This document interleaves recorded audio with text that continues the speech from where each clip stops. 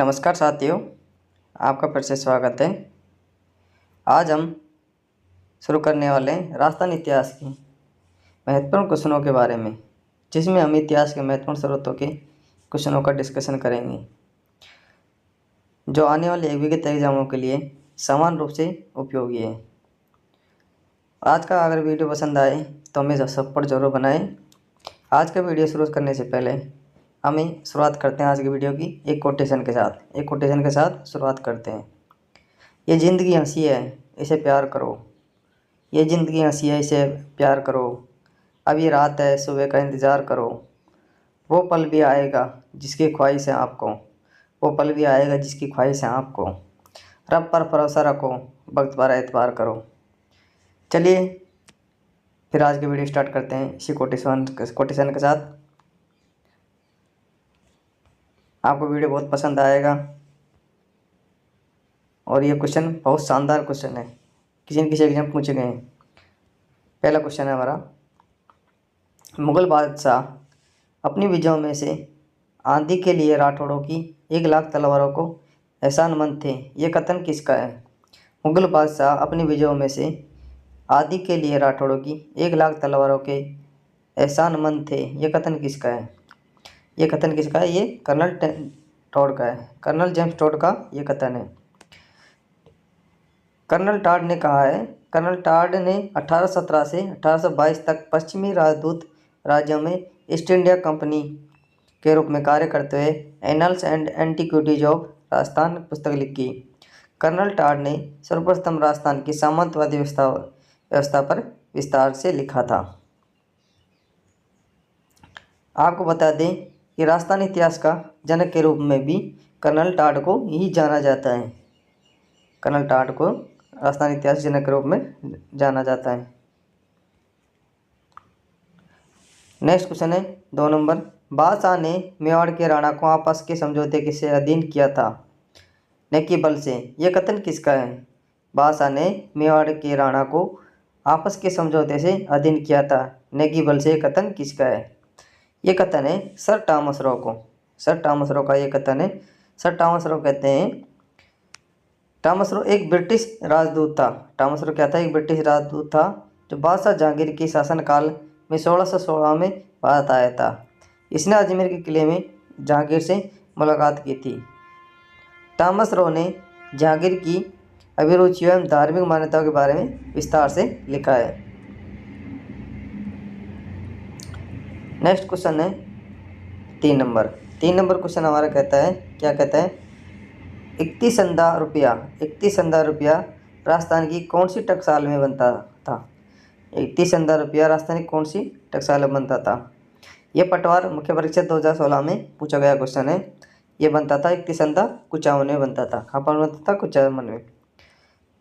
राजस्थान में सर्वप्रथम 1900 ईस्वी में स्थानीय सिक्कों के स्थान पर कलदार चलन जारी हुआ। ब्रिटिश राज में सर्वप्रथम टकसाल खोलने की स्वीकृति जयपुर राज्य ने प्राप्त की। 1893 में नागौर की टकसाल से विजयशाही रुपये तथा कुचामन ठाकुर को 31,000 रुपये बनाने की अनुमति दी गई। कुचामन टकसाल में बनने वाले रुपये 58 एवं 54 औपचारिक रूप से लेन देन के रूप में काम में लाया जाता था। नेक्स्ट क्वेश्चन है हमारा 4 नंबर। 4 नंबर क्वेश्चन है, क्या कहता है?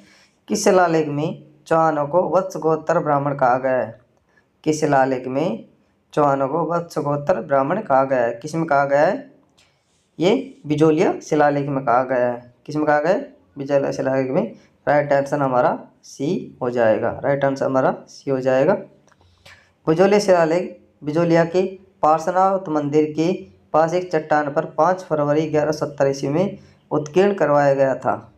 इसमें सांबर व अजमेर के चौहानों को वत्स गोत्रीय ब्राह्मण बताया गया है। अजमेर के चौहानों को क्या बताया गया? सांबर चौहानों को वत्स गोत्रीय ब्राह्मण बताया गया है तथा उनकी वंशावलियाँ उपलब्ध बताई गई है। उनकी वंशावलियाँ उपलब्ध बताई गई है।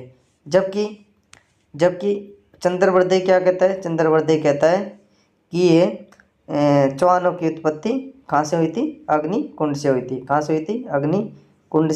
अग्निकुंड से बताई गई है। जबकि दशरथ शर्मा है जो इसको है जो ब्राह्मण मानते हैं। दशरथ शर्मा क्या मानते हैं इसको?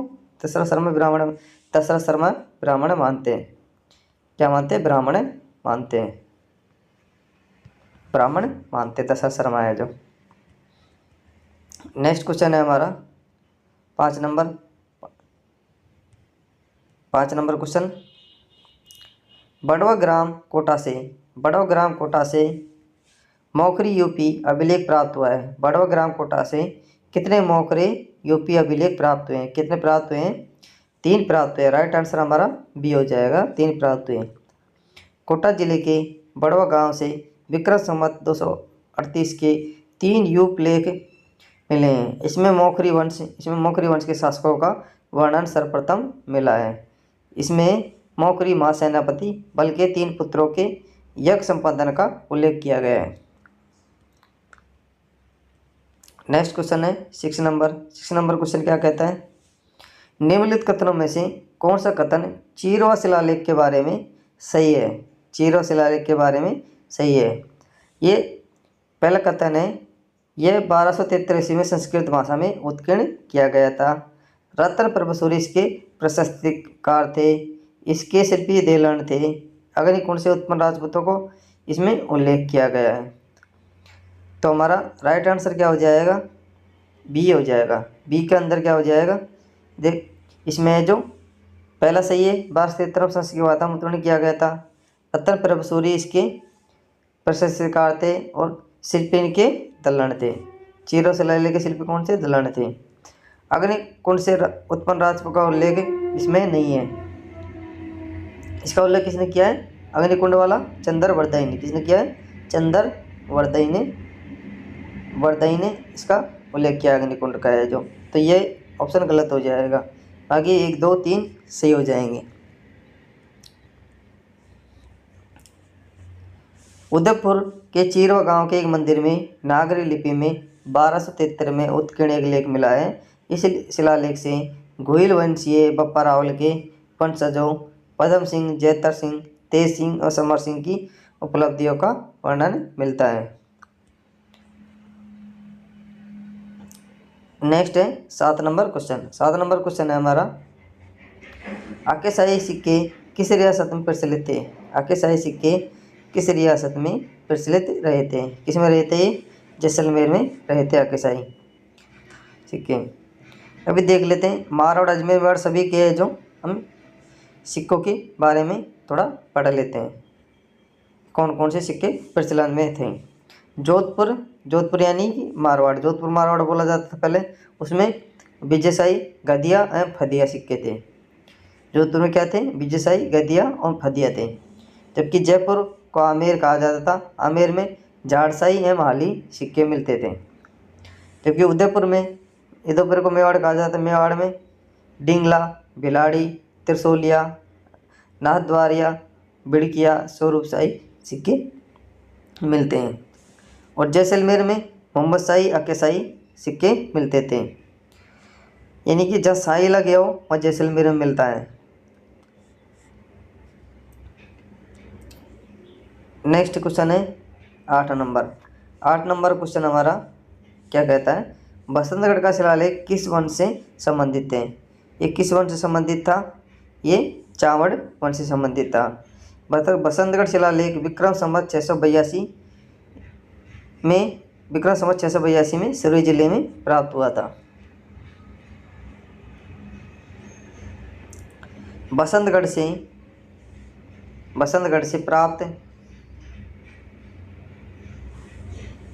प्राप्त राजा वर्मलात के समय इस लेख में स्तंभ राजिल जो वज्रभट्ट सत्याश्रय का पुत्र था, अर्बुद देश का स्वामी था, लेख पाया गया है। नेक्स्ट क्वेश्चन है हमारा 9 नंबर क्वेश्चन है राज प्रशस्ति की रचना किसने की थी? राज प्रशस्ति की रचना किसके द्वारा की गई थी? ये पुस्तकालय अध्यक्ष ग्रेड 3 में 2020 में ये क्वेश्चन पूछा गया था। किसने की थी राज प्रशस्ति की रचना? रणछोड़ भट्ट ने की थी। ऑप्शन नंबर ए हमारा राइट आंसर हो जाएगा। राज प्रशस्ति 1676 ईस्वी की रचना रणछोड़ भट्ट तेलंग ने की। यह राजसमंद झील की 9 चौकीपाल, 25 श्याम शिलाओं पर उत्कीर्ण विश्व की सबसे बड़ी प्रशस्ति है। इसमें बप्पा रावल से लेकर राणा जगत सिंह द्वितीय तक गोयलों की वंशावली एवं उपलब्धियां वर्णित है। नेक्स्ट क्वेश्चन है 10 नंबर क्वेश्चन है, जालौर के शासक एवं अलाउद्दीन खिलजी के मध्य संघर्ष की जानकारी निम्न में से किस ग्रंथ से प्राप्त होती है? जालौर शासक अलाउद्दीन खिलजी के मध्य संघर्ष की जानकारी किससे प्राप्त होती है? कानड़दे प्रबंध से प्राप्त होती है। कानड़दे प्रबंध से प्राप्त होती है। इसकी रचना किसने की थी? पद्मनाथ ने की थी। पद्मनाथ ने की थी। राजस्थान के इतिहास पर प्रकाश डालने वाली ऐतिहासिक कृति कानड़दे प्रबंध की रचना कवि पद्मनाभ ने की। इसे प्रसिद्ध कृति में जालौर खिलजी वंश के सुल्तान अलाउद्दीन खिलजी के आक्रमण तथा जालौर के राजा कानड़दे की वीरता का वर्णन किया गया है। पद्मावत किसकी थी? मोहम्मद मलिक जायसी की थी। मोहम्मद मलिक जायसी की पद्मावत थी। आबू के अभिलेख, आबू के अभिलेख के लेखक कौन थे? आबू के अभिलेख के लेखक कौन थे? कौन थे? राइट आंसर हो जाएगा हमारा ए, शुभचंद्र आबू के अभिलेख के लेखक थे। आबू के अभिलेख में बप्पा रावल से लेकर समर सिंह तक के मेवाड़ शासकों का वर्णन है। इस लेख में आबू की वनस्पति, ध्यान, यज्ञ आदि से संबंधित प्रचलित मान्यताओं का वर्णन मिलता है। इस अभिलेख का नाम शुभचंद्र है। क्या नाम है? यह अभिलेख के लेखक का नाम शुभचंद्र है। नेक्स्ट क्वेश्चन है 12 नंबर क्वेश्चन, राय सिंह की प्रशस्ति का संबंध निम्नलिखित में से किससे है? राय सिंह प्रशस्ति का संबंध निम्न में से किससे है? ये बीकानेर के शासकों से है। बीकानेर शासकों से। Option number B right answer हो जाएगा। राय सिंह की प्रशस्ति 1593 ईस्वी में जूनागढ़ के दुर्ग दरवाजे पर अंकित है। इसके रचयिता जैन मुनि जयिता या जेता क्षमरतन के शिष्य को माना जाता है। इस लेख में राव बीका से राय सिंह तक के बीकानेर के शासकों की उपलब्धियों का वर्णन है। 60वीं पंक्ति में राय सिंह के कार्यों का उल्लेख आरंभ होता है। नेक्स्ट क्वेश्चन है हमारा 13 नंबर क्वेश्चन में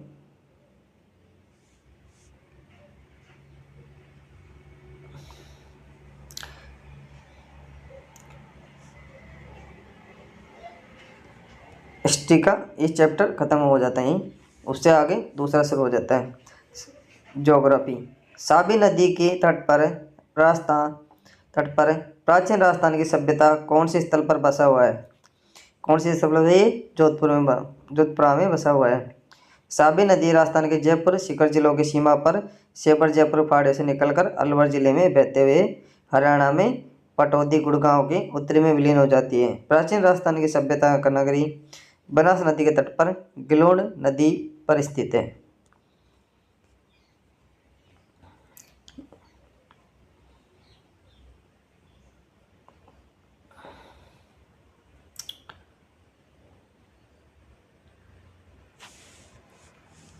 तेरह के बाद ये 14 नंबर क्वेश्चन आ जाएगा। हमने गलत प्रिंट कर दिया था, ये गलत प्रिंट कर दिया था।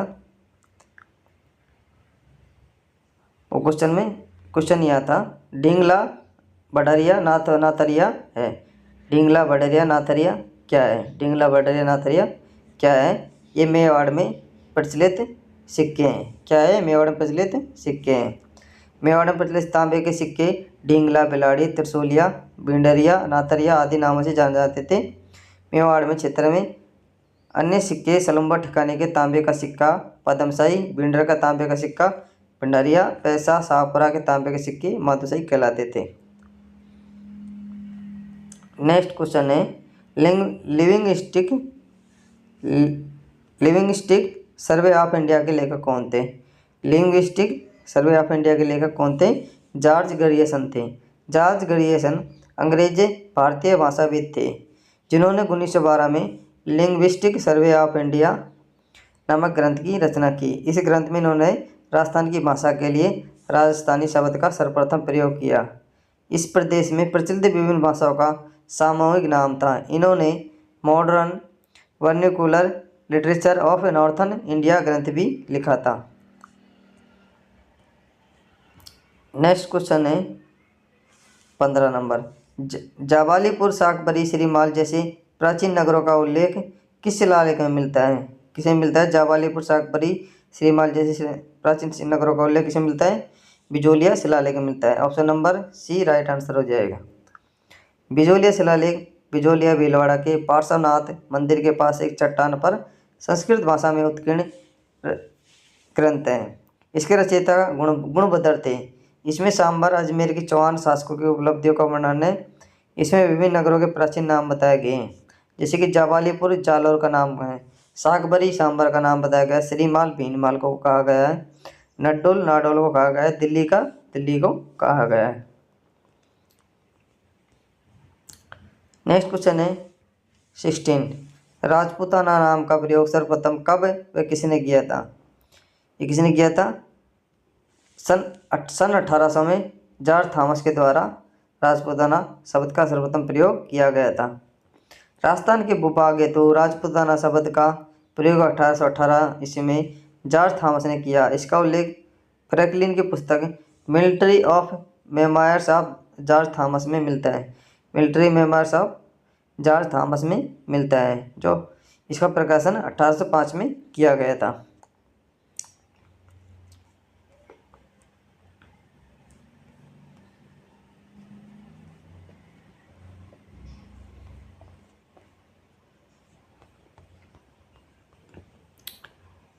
हमारा दूसरा सेक्शन शुरू हो जाता है अभी। उसमें एक क्वेश्चन कट गया है, हम दूसरा क्वेश्चन से पढ़ना स्टार्ट करते हैं। 11 कमरों वाला विशाल भवन राजस्थान के किस सभ्यता स्थल में पाया गया है? किसमें पाया गया है? बालाथल में। बालाथल वल्लभनगर उदयपुर की सभ्यता खोज 1962-63 में डॉक्टर VN मिश्र ने की थी। यहाँ उत्खनन कार्य 1993 ईस्वी में किया गया था। डॉक्टर VN मिश्र के निर्देशन में किया गया बालाथल के उत्खनन से वहाँ एक विशाल भवन के अवशेष मिले हैं, जिसमें 11 कमरे विद्यमान हैं। इसका निर्माण संभवतः ताम्रपाषाण काल में हुआ। यहाँ के एक टीले के उत्खनन से ताम्रपाषाण कालीन सभ्यता के अवशेष प्राप्त हुए हैं। नेक्स्ट क्वेश्चन है 3 नंबर, लाल काल मृद बाण वाली संस्कृति का प्रमुख केंद्र क्या था? इसका प्रमुख केंद्र क्या था? आड़ सभ्यता थी।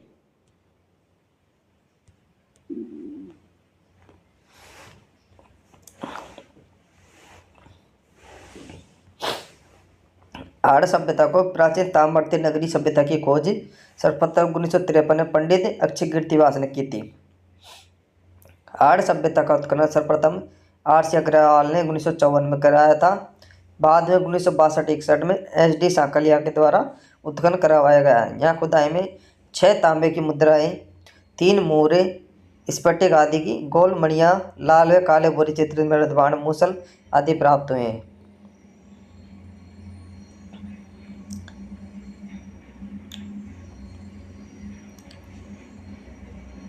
नेक्स्ट क्वेश्चन है, कोटी डीगी सभ्यता का संबंध कहाँ से है? कोटी डीगी सभ्यता का संबंध रहा है, किससे रहा है? इसका हड़प्पा पूर्व की सभ्यता से रहा है। हड़प्पा पूर्व की सभ्यता से इसका संबंध रहा है। कोटी डीगी सभ्यता का संबंध पूर्व हड़प्पा कालीन सभ्यता से है। सबसे निचले 2 स्तरों से प्राप्त सामग्री से यहाँ पूर्व हड़प्पा कालीन सभ्यता के अवशेष प्राप्त हुए हैं, जो लगभग 2385 से पूर्व विकसित हुई थी। अतः कालीबंगा के उत्खनन से ज्ञात होता है कि यह हड़प्पा सभ्यता पहले से भी एक प्राचीन सभ्यता के लोग निवास करते थे। अगला क्वेश्चन है, जाख बाबा की विशालकाय मूर्ति कहाँ से प्राप्त हुई है? ये नौ से प्राप्त हुई है। भरतपुर से लगभग 6 किलोमीटर दूर आगरा रोड पर स्थित 9 स्थान पर की गई खुदाई में 5 सांस्कृतिक युगों के अवशेष प्राप्त हुए हैं। यहाँ से चित्र सलेट रंग, PGW एवं गैरू रंग के मृत पात्रों के अवशेष तथा मृत पात्रों के साथ चिड़िया गौरैया का खिलौना भी मिला है। यहाँ से जाग बाबा की विशालकाय मूर्ति प्राप्त हुई है। यहाँ से क्या हुई है? जाग बाबा की विशालकाय मूर्ति प्राप्त हुई है। कहाँ से? 9 में प्राप्त हुई है, जो भरतपुर से लगभग 6 किलोमीटर दूर आगरा रोड पर स्थित है। अगला क्वेश्चन है, निम्न में से किस स्थान पर राजस्थान की सबसे प्राचीन सभ्यता के अवशेष पाए गए हैं? किसान से पाए गए? कालीबंगा से पाए गए। कालीबंगा से प्राचीन सभ्यता के अवशेष पाए गए हैं। जिसे सिंधु घाटी सभ्यता, हड़प्पा सभ्यता, 2300 ईस्वी पूर्व से 1750 ईस्वी पूर्व एक स्थल कालीबंगा हनुमानगढ़ राजस्थान में खोजा गया स्थल है। कालीबंगा से ही जुते हुए खेत के प्रमाण सर्वप्रथम मिले हैं। काली चूड़ियाँ भी कालीबंगा से ही प्राप्त हुई है। निम्न में से किस नदी के किनारे स्थित गणेश्वर में ताम्रयुगीन सभ्यता के अवशेष पाए गए हैं? ताम्रयुगीन सभ्यता के अवशेष कहाँ पाए गए हैं? कांतली से पाए गए हैं। गणेश्वर सभ्यता कहाँ है? कांतली नदी के किनारे स्थित है। इसको राजस्थान की पहली ताम्रयुगीन सभ्यता भी कहा जाता है। भारत में ताम्रयुगीन सभ्यता की जननी मानी जाने वाली गणेश्वर सभ्यता की 2800 ईस्वी पूर्व में सीकर जिले में कांतली नदी के किनारे ये विकसित हुई थी। नेक्स्ट है पूरा उत्खनन बागौर नाडोल क्रमशः किन जिलों में स्थित है? ये कहाँ पर स्थित है? ये भीलवाड़ा एवं पाली में स्थित है। कहाँ पर स्थित है? भीलवाड़ा एवं पाली में स्थित है। राइट आंसर सी हो जाएगा। राजस्थान से अनेक प्राचीन सभ्यताओं के स्थल खोजे गए। बागौर भीलवाड़ा की सभ्यता का उत्खनन डॉक्टर वीरेंद्र मिश्र ने किया, जबकि नाडोल पाली जिले में स्थित है। कहाँ पर स्थित है? नाडोल पाली जिले में ये स्थित है।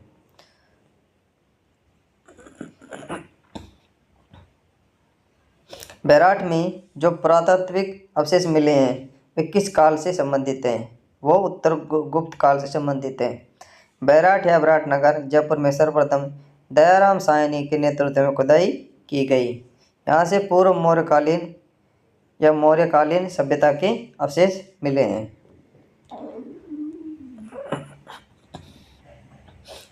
नेक्स्ट क्वेश्चन है 10 नंबर। अनाज रखने के बड़े मर्तबान जिन्हें गोरे बंकोट कहा जाता था, किस सब प्राचीन सभ्यता से प्राप्त हुए हैं? कहाँ से प्राप्त हुए हैं? ये आड़ से प्राप्त हुए हैं। आड़ सभ्यता उदयपुर में आयड़ या बेड़स नदी के किनारे स्थित थी, जिसे ताम्रवती नगरी अगाटपुर या धूलकोट के नाम से भी इसे जाना जाता है। यहाँ तांबे की वस्तुएं बनाने के काले पीले मर्दबान संस्कृति का प्रमुख केंद्र था। यहाँ से 6 तांबे की मुद्राएं तथा तांबा गलाने की भट्टियाँ मिली हैं। आड़ से अनाज रखने के मृद भांड प्राप्त हुए हैं, जिन्हें स्थानीय भाषा में गोरे या कोट कहा जाता था। क्या कहा जाता? गोरे या कोट कहा जाता था। किस जिले में कालीबंगा की सभ्यता के अवशेष प्राप्त हुए हैं? कहाँ से प्राप्त हुए? हनुमानगढ़ से। कालीबंगा सभ्यता की खोज सर्वप्रथम 1992 श्री अमलानंद घोष ने की। यह स्थल प्राचीन सरस्वती वर्तमान घग्गर नदी के किनारे बाएं तट पर हनुमानगढ़ जिले में है। यहाँ से जो तवा खेत एक साथ 2 फसल उगाने के साक्ष्य, एक कबर गाय, चौकोर व गोल हवन कुंड के अवशेष भी कहाँ से प्राप्त हुए हैं? कालीबंगा से प्राप्त हुए हैं। गणेश्वर सभ्यता का संबंध किस नदी से? गणेश्वर सभ्यता का संबंध इससे कांतली नदी से है। सीकर जिले में कांतली नदी के किनारे स्थित ताम्रयुगीन सभ्यता गणेश्वर सभ्यता का उत्खनन 1977-78 ईस्वी में आर.सी. अग्रवाल एवं विजय कुमार के नेतृत्व में किया गया। भारत में ताम्रयुगीन सभ्यता की जननी माना जाता है। यहाँ से तांबे के उपकरण, बाढ़ से बचने के लिए पत्थर का बांध, चित्रकारी से युक्त बर्तन एवं मछली पकड़ने के कांटे प्राप्त हुए।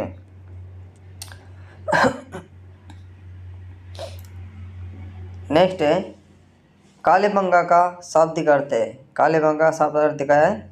काली चूड़िया। काली चूड़िया के नाम से कालीबंगा को संबोधित किया जाता है। कालीबंगा की सभ्यता प्राचीन सरस्वती वर्तमान घग्गर नदी के किनारे ये विकसित हुई थी।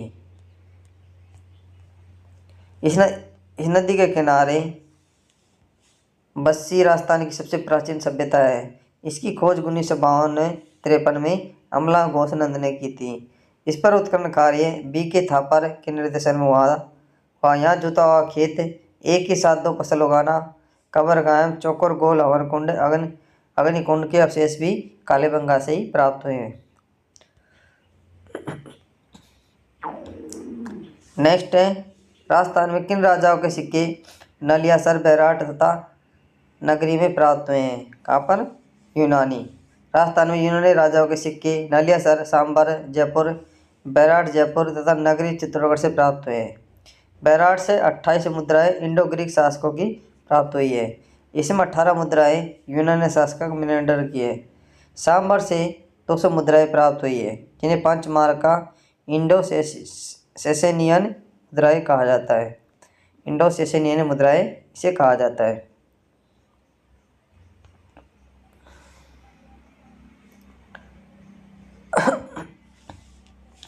गणेश्वर सभ्यता किस काल से संबंधित है? ये ताम्रकां से युग से संबंधित है। गणेश्वर सभ्यता नीम का थाना सीकर में कांतल नदी किनारे स्थित ताम्रयुगीन सभ्यता है। इसमें भारत से ताम्रयुगीन सभ्यता की जननी माना जाता है। इसका उत्खनन कार्य आर.सी. अग्रवाल विजय कुमार के नेतृत्व में 1977-78 में किया गया था।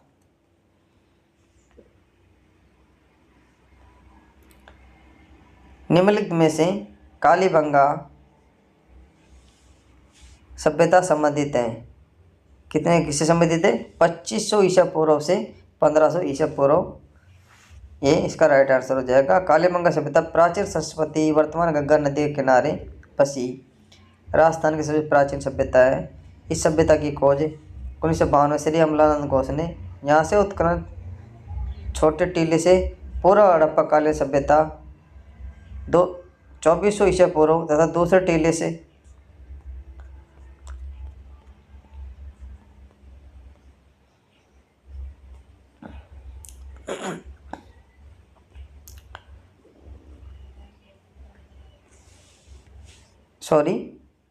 कालीबंगा सभ्यता प्राचीन सरस्वती वर्तमान गंगा नदी के किनारे बसी राजस्थान की सबसे प्राचीन सभ्यता है।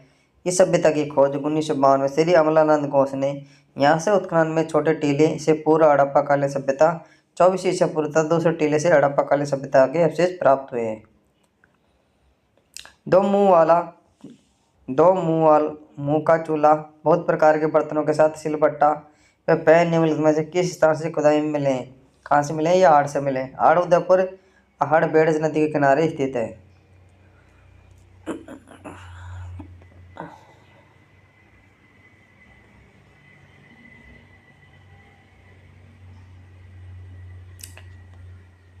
आड़ से तांबे की वस्तुएं बनाने काले पीली मृदमान संस्कृति का प्रमुख केंद्र था। ये इसकी खोज 1953 में अक्षय कीर्तिवाद ने की थी। यहाँ से 6 तांबे की मुद्राएं, 3 मोहरे, तांबा गलाने की भट्टी, 2 मुंह का चूल्हा एवं अनेक प्रकार के बर्तनों के साथ सिलबट्टा व पैन आदि मिले हैं।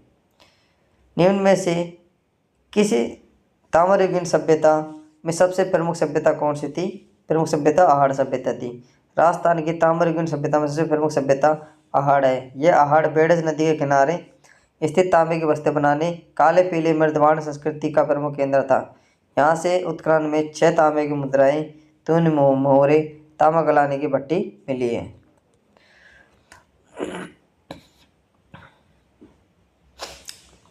राजस्थान के किस जिले में गणेश्वर सभ्यता स्थल स्थित है?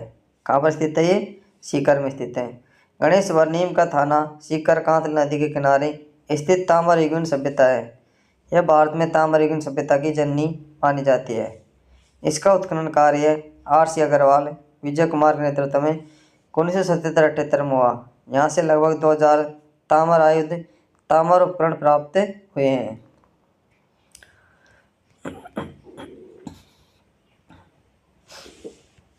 बागोर सभ्यता किस नदी के किनारे पर अवस्थित है? बागोर सभ्यता कोठारी नदी के किनारे अवस्थित है। बागोर सभ्यता भीलवाड़ा कोठारी नदी के किनारे स्थित है। इसका उत्खनन डॉक्टर वीरेंद्रनाथ मिश्र, डॉक्टर एल. लेसिनी के नेतृत्व में पूना विश्वविद्यालय एवं राज्य सरकार के प्रत्व विभाग के सहयोग से हुआ। यहाँ से बोतल के आकार के बर्तन, हाथ व कान के शीशे गहने प्राप्त हुए हैं। हमारा आज की क्लास का अंतिम क्वेश्चन हो जाएगा 20 नंबर 1। बेरठ प्राचीन भारत की किस जनपद की राजधानी थी? बेरठ प्राचीन भारत में किस जनपद की राजधानी थी? ये मत्स्य जनपद की राजधानी थी। प्राचीन भारत में विराटनगर वर्तमान में बेरठ मत्स्य जनपद की राजधानी थी। बेरठ में उत्खनन कार्य सर्वप्रथम दयाराम साहनी पुत्र नील रतन बनर्जी द्वारा किया गया था।